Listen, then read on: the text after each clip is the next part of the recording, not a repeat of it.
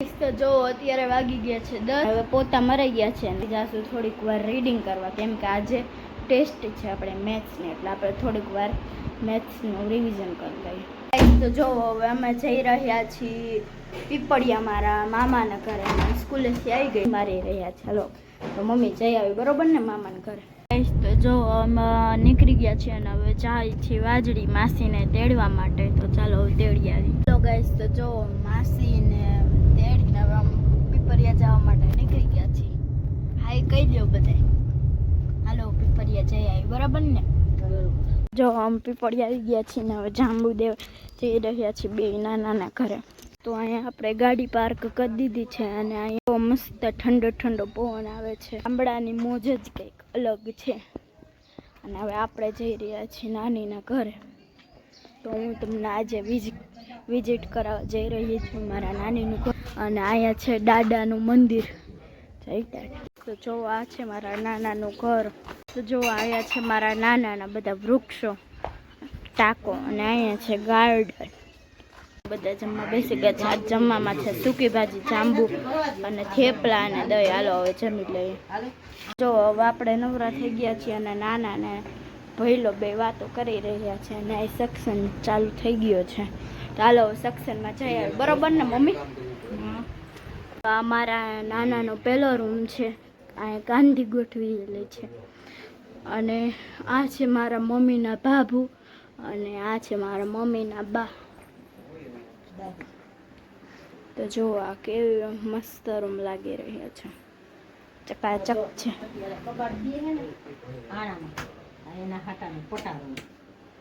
જો હવે કબાટ દે છે આણામાં અને હવે એના હાટાનો પટારો એમ કહી રહ્યા છે મમ્મી.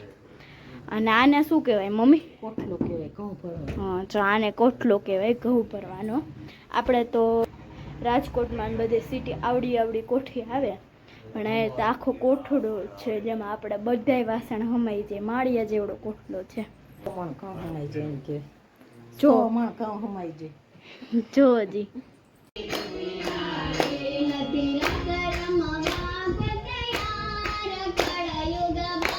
ગાઈસ તો ગુડ મોર્નિંગ, જય માતાજી, જય શ્રી કૃષ્ણ. આપણે આ નાના ઘેરે અને માસી ગયા છે મોટા નાનાના ઘરે. તો જો હવે અમે સુરાપુરા દાદાએ ભંગડા જવા માટે રવાના થઈ ગયા છે. તો હાલો જઈ આવીએ. જો હવે આપણે પોગી ગયા છીએ દાદાએ આવી ગયા છીએ. તો એ બધા આવી ગયા છે અને કચરા કાઢવા માટે. તો જો ધજા ચડાવવા માટે જઈ રહ્યા છે બધા. તો બધા ઉપર ચડવા માંડ્યા છે.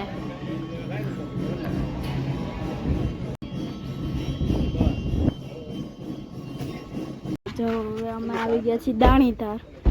તો જો ધજા ચડવા માંડી છે. જી દાદા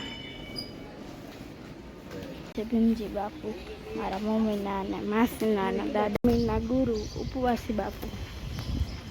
જય ઉપવાસી બાપુ. આપણે દાણીદારથી નીકળી ગયા છીએ અને ફરાળ વેફર ખાવા માટે બેસી ગયા. તો ઘરે આવી ગયા છે અને બધા ફરાળ કરવા માટે બેસી ગયા છે. આજ ફરાળમાં છે ચેવડો, વેફર અને કાજુ કરી અને દહીં. જો હવે અમે ઉઠી ગયા છે. અત્યારે વાગ્યા છે 5 અને હવે અમે તૈયાર થઈ ગયા છીએ કેમ કે આપણે જવાનું છે રામાપીરના મંદિરે ઢોલડા. તો આ ચાલો જઈ આવી. તો અમે આવી ગયા છીએ ઢોલડા.